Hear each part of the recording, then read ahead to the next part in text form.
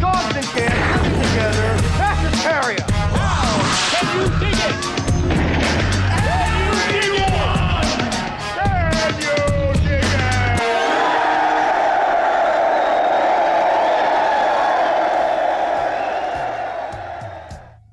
Hey guys, and welcome back to the Lucid Nightmare. I'm your host as always, Jay Schatzer. And today I've got a great Japanese horror flick lined up for us. It is Hiroki Matsuno's 1968 effort. It is The Living Skeleton. And guys, this one is just filled with so much atmosphere it's going to make your head spin. So let's just jump right into it. Here is The Living Skeleton. The Living Skeleton is a chilling ghostly tale by Japanese filmmaker Hiroki Matsuno. Forged in an atmospheric haze and permeated with a surreal tone that truly encapsulates the production. This is one horror film that truly basks in its unsettling narrative of death and revenge from beyond the grave. A genuine cinematic gem, The Living Skeleton surpasses expectation as a twisted artistic flick which honestly entertains as much as it frightens. The film follows a young woman named Seiko, who after the death of her twin sister Yoriko by the hands of a gang of terrorists, comes to live with a priest at a seaside manor.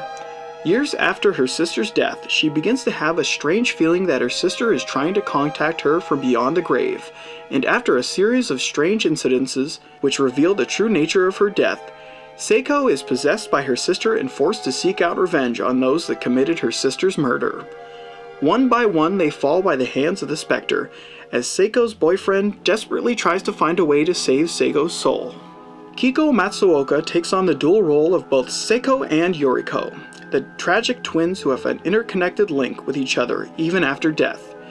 Matsuoka does an amazing job with the challenging double role, as she portrays both the vindictive and passive personalities of both Seiko and Yoriko.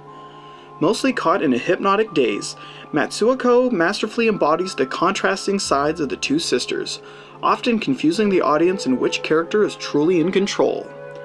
Paired up with Kiko is Yasunori Irakawa as Seiko's fiancé Mochizuki. Brilliantly sympathetic and wholeheartedly heroic, Irakawa gives a tremendous effort in dealing with all of the supernatural wonders occurring around him, while painstakingly trying to bring back Seiko from the brink of madness.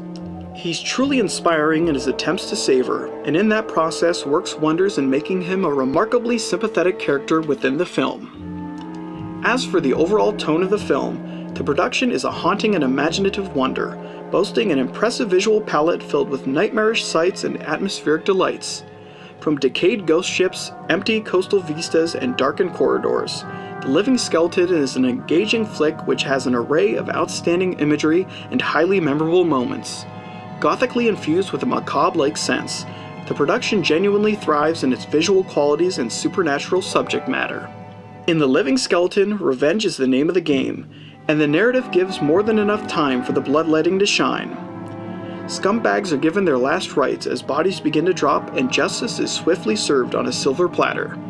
It's an entertaining ride from beginning to end, and you really can't ask for much more in this tightly maintained little production. Haunting to the very last drop and ultimately sadistic in its revenge story, The Living Skeleton is one hell of a dark entry that thrives in the surreal and excels in its haunting imagery. An obscure cinematic gem to the last drop, The Living Skeleton is a morbid ghost story with a heightened lust for revenge. And that, my cinema-loving friends, is the great atmospheric Japanese horror, The Living Skeleton. Just a fantastic flick, and one that's just so surreal, it'll burn your eyes. But guys, that's it for me today. Hope you enjoyed that one, and I hope you like what I'm doing here. If you do, please like and subscribe. And if you have time, leave a comment below because I'd love to hear from you.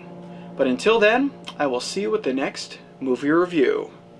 Take care.